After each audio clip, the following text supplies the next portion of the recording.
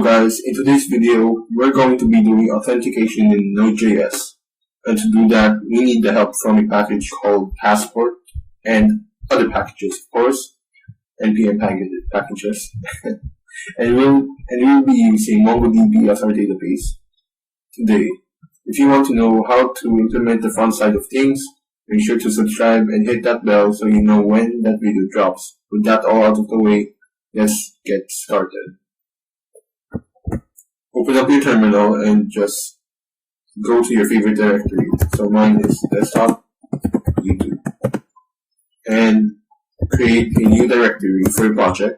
So mine is going to be called passport hub, and cd passport hub, and just npm init-y to keep all defaults, and we want to touch or make index.js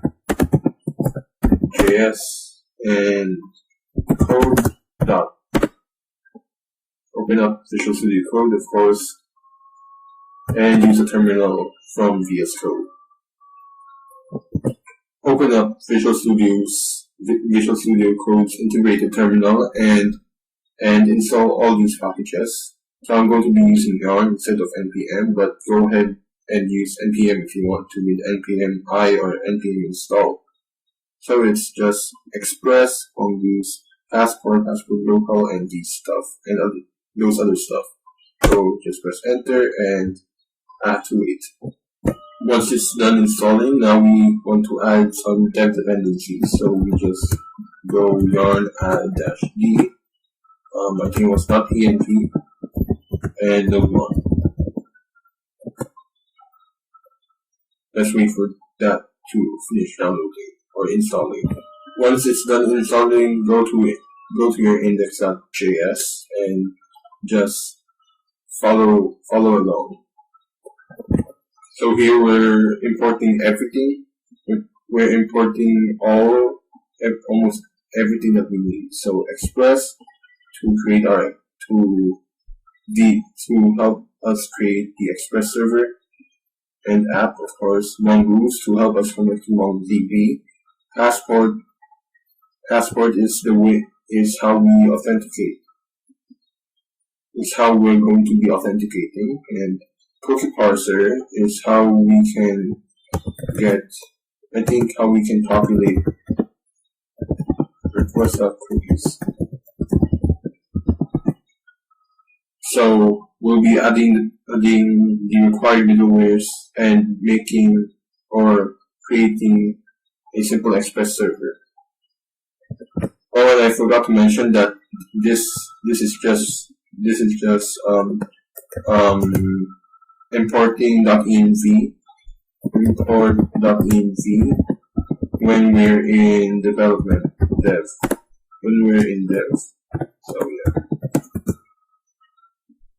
So yeah. Okay, so now we have a simple Express server that runs things. So and what this does is just sets up a route. So on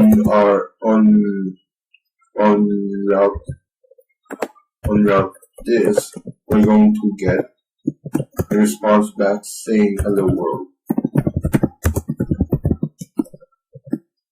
And we're listening on port 5000 when we're on development.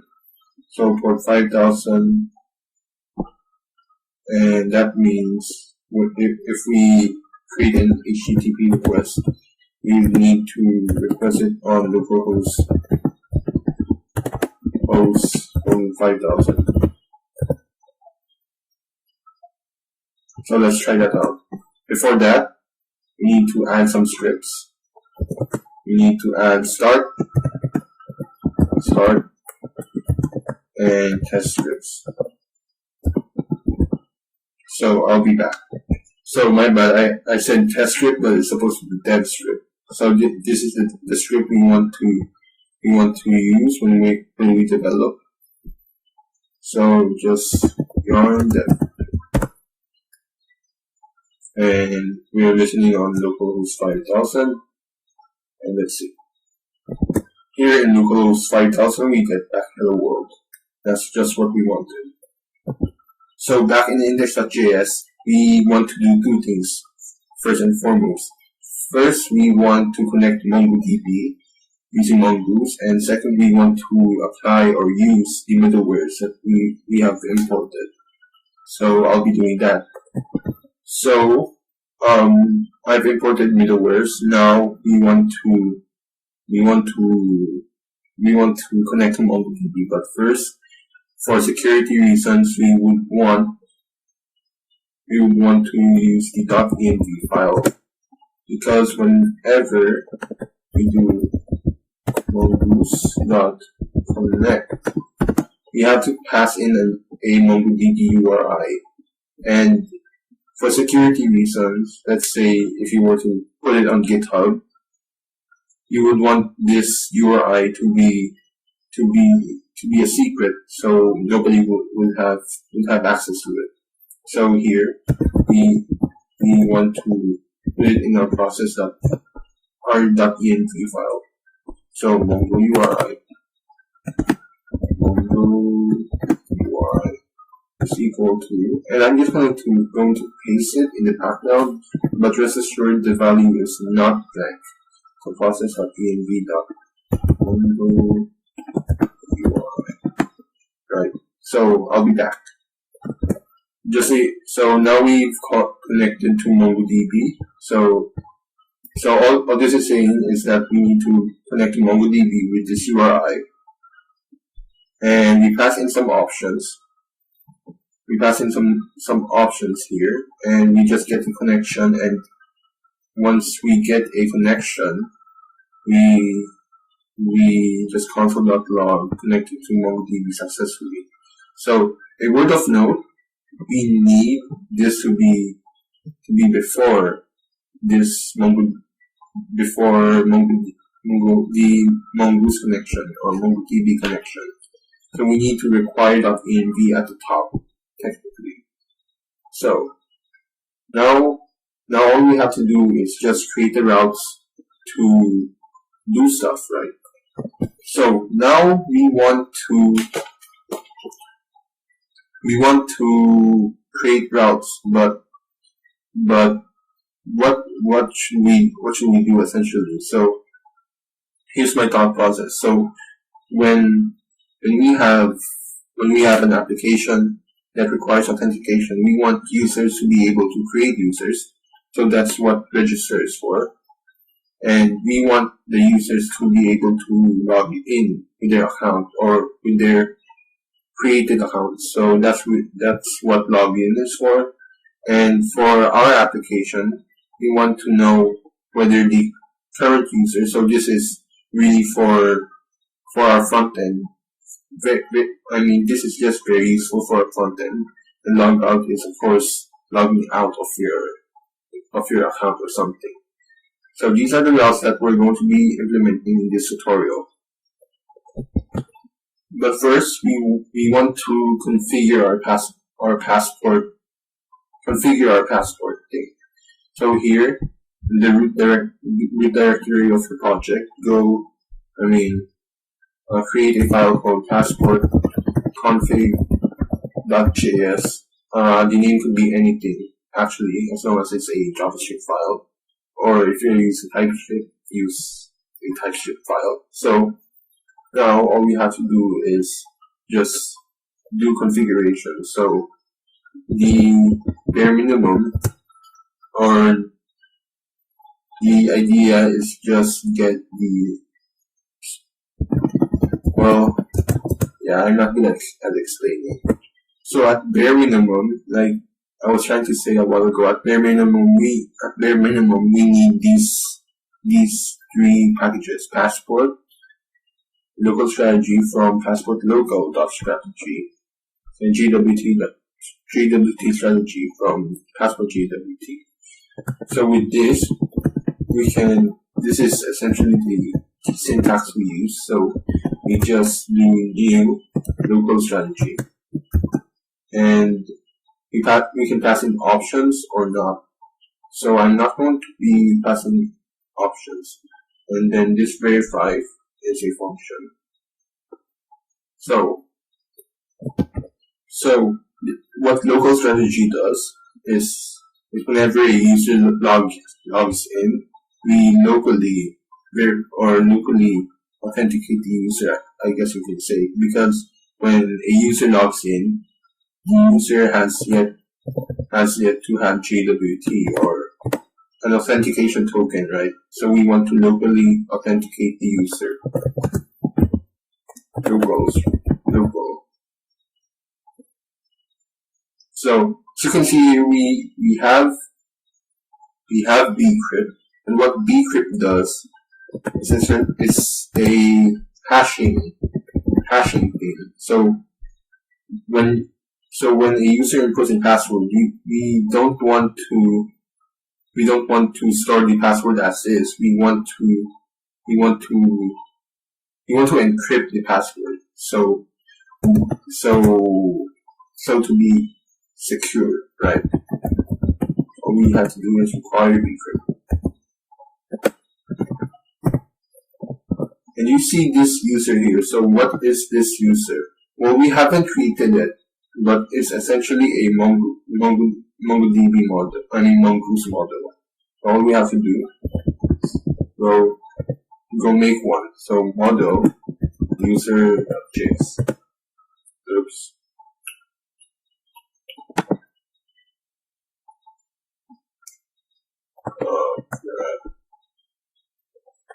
Oops. Mistypes. Model user.js. There now we just have to make one. So all we have to do is import mongoose.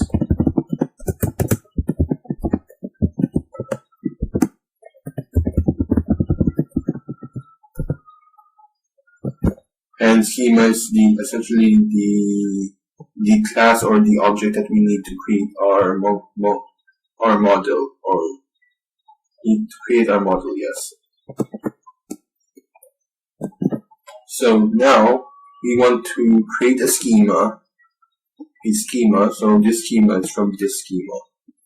So we want to create a new schema called user schema with things with fields, username and password, because, well, for this application it's username and password only.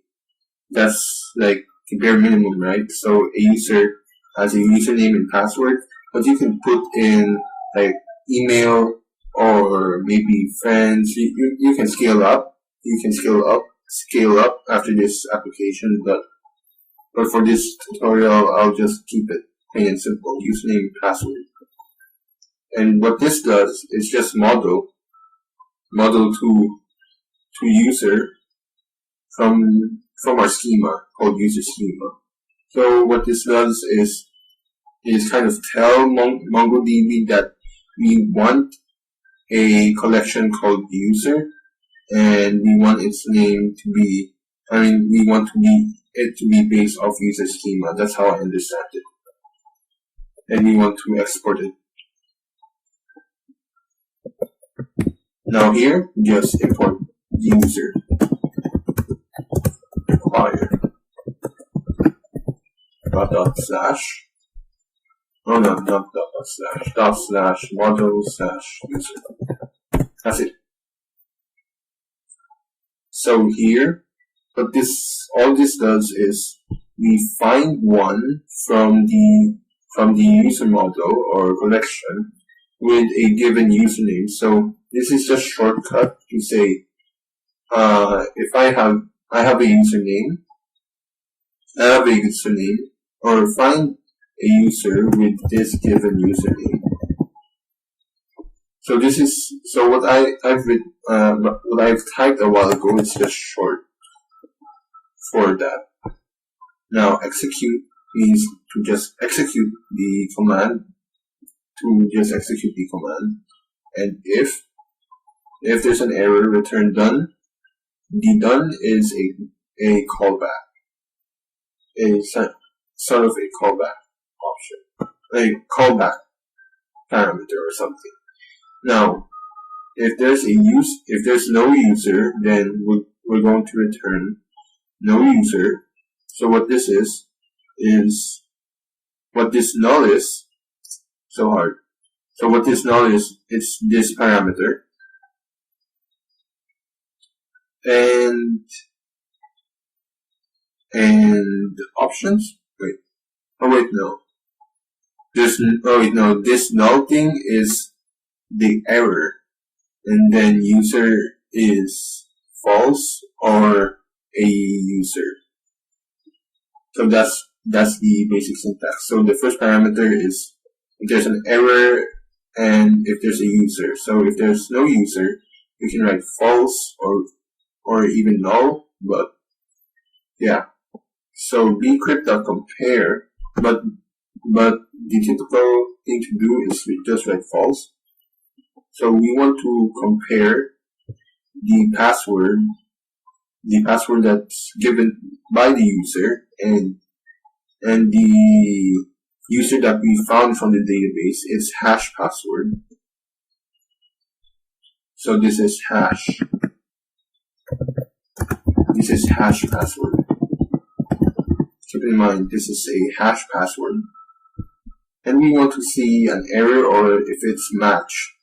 If it's a match. If there's an error, return done error again. If it's not a match, we return done no error. And if match, if it's not a match, then this is false. So another way to do it is just false. And if it is a match and there's no errors, then we just return done null and we return the user. So this is basically this. And now we want to do the JWT part because, well, JWTs are nice. Now let's just minimize this and let's go to the JWT part and I'll explain it line by line. So we want to passport.use the JWT strategy, like the local strategy, but we want to pass in options. So the main thing to look at is pass request to callback. So what this does is we pass this parameter to the callback essentially. So we can use it here. So we can set the request.user, which we will be using when we implement the routes, as the current user. And secret or key, you would want to put it in an environment variable or .env file, but this is not a serious application, so just a tutorial. So I'm just going to put it here, keyboard cat, but keep in mind it has to be consistent. And cookie from extractor is this. So what this does is just read the request.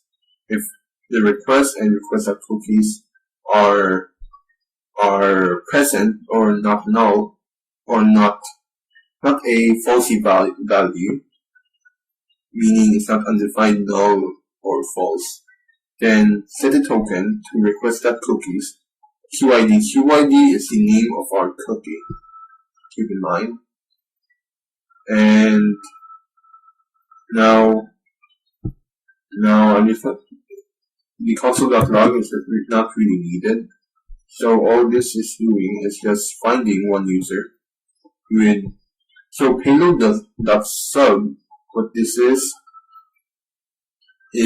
the ID. So when we actually implement things on the route, we are going to see that we're going to pass in our ID as the payload sub. So once we get the user, the same thing. If there is a user, so this is what it is. If we get a user, we want to set request.user to user so we can use it in our other application. Then parts of our application, then return done, no error, and user, right? And here in our application, we want to basically require or import the password config file. So where should we put it? About middleware. So require password config, // password config.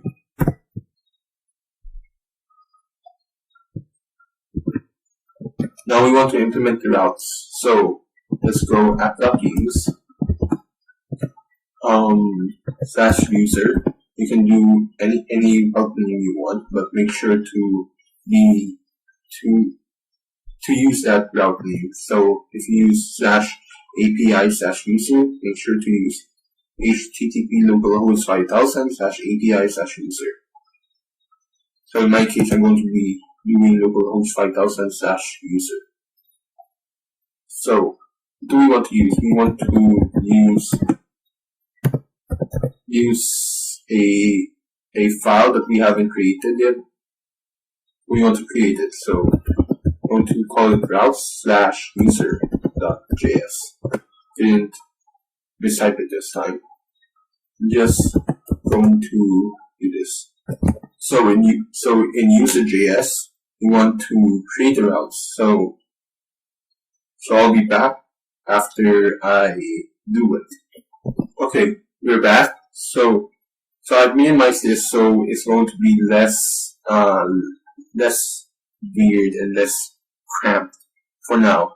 So what this does is just set up a post route at register. So at /user/register, even though you don't see the user here, so you just use /user here, and everything just like carries over. So /user, so that means everything here is going to be /user/ and then continue from here, /register, and then /user/ login /logout, and authenticated. So it just carries over. So what does this register route do? So we accept form data. We want to grab username and password. This is the password the user input. So now we want to check if username and password is there. If either of them are present, then we just return a message saying that username or password is missing. And this is just create message or end error. So error is going to be a Boolean value and message is a string value. So how do we implement this create message? So we go to utils.js. Make sure to create utils.js this way. So this is create message, but another syntax to do it is this. So X here. So this is how you do it with a normal function, and this is how you do it with our syntax, our functions. So we just return message and error. And sign token, I'm going to be explaining that later.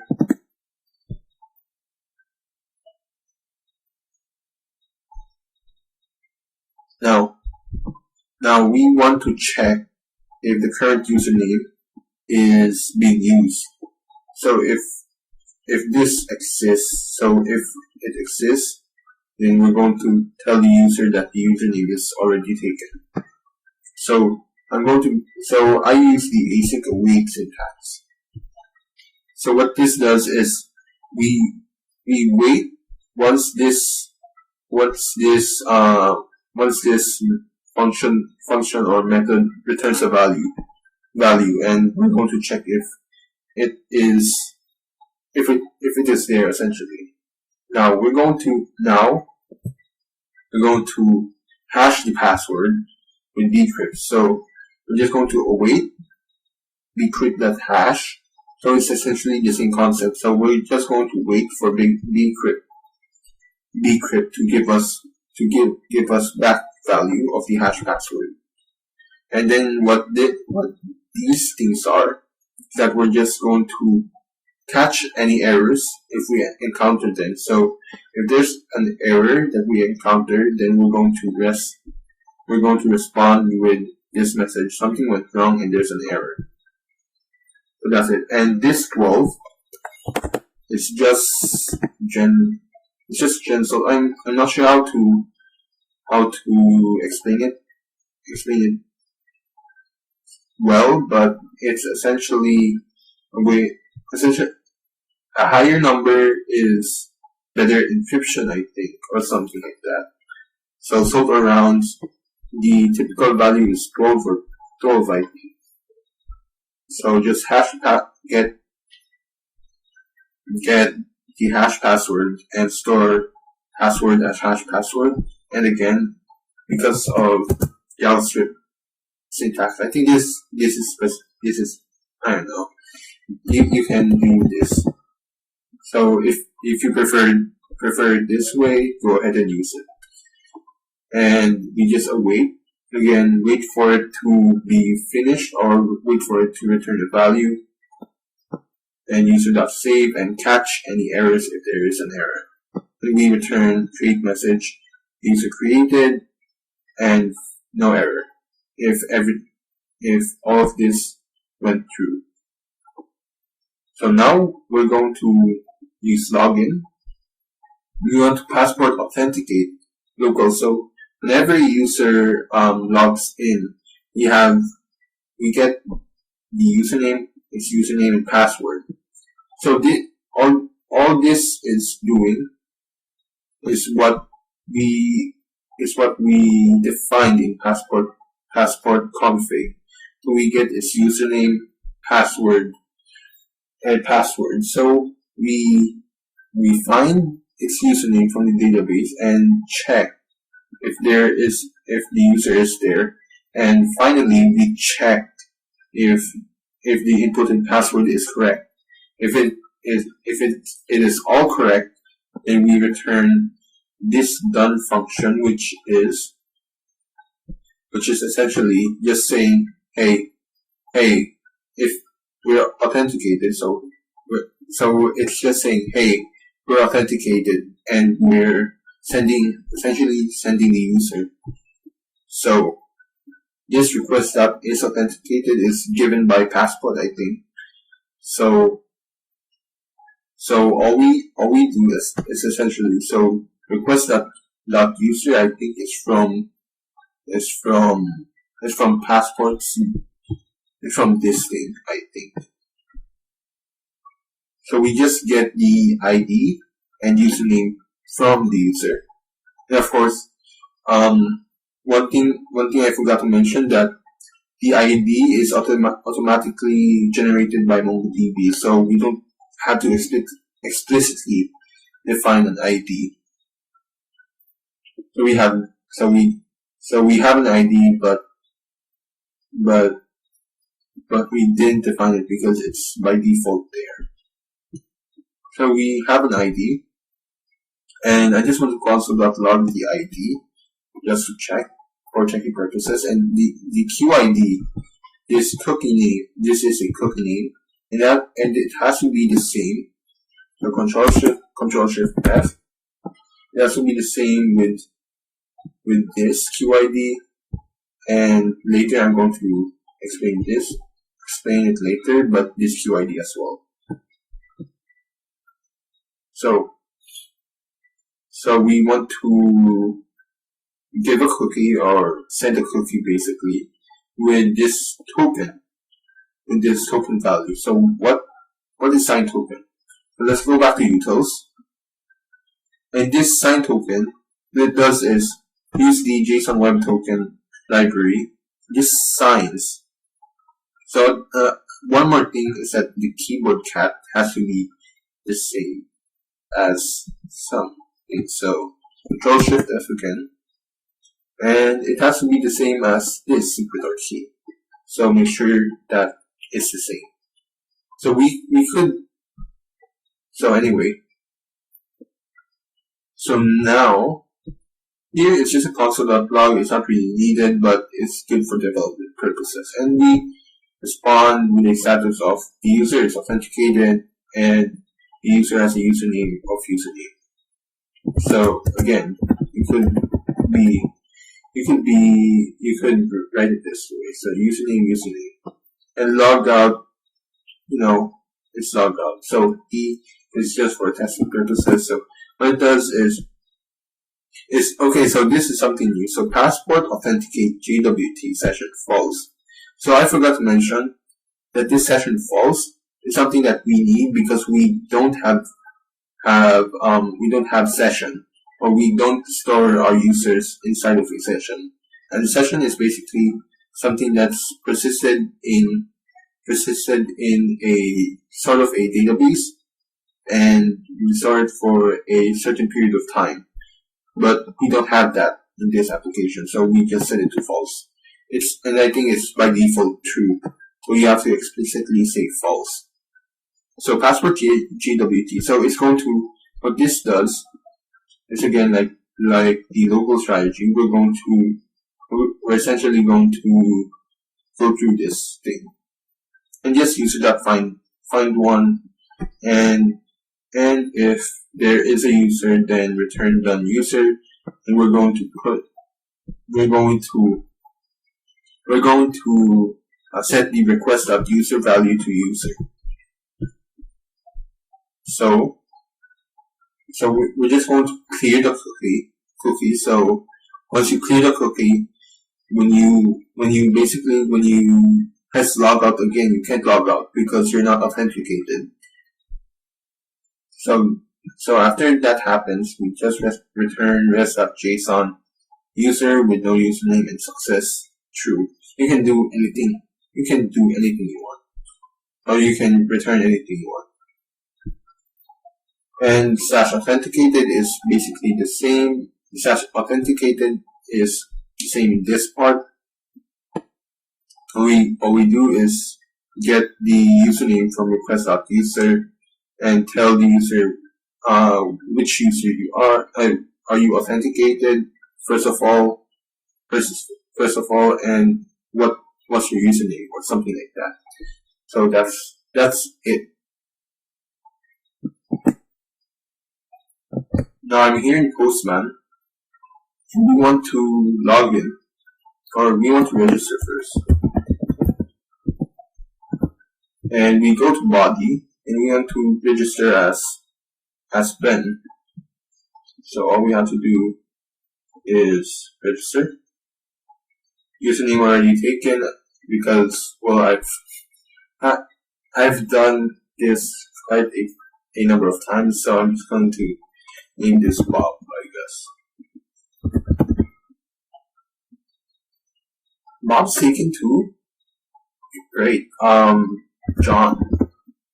John is probably not taken. John. Okay, user created.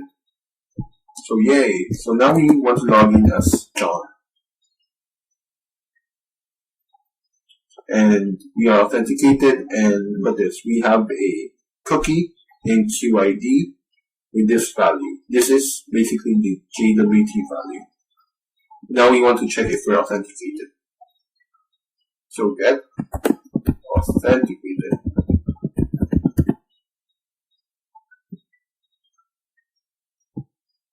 And we are authenticated. Yay. And we're going to log out.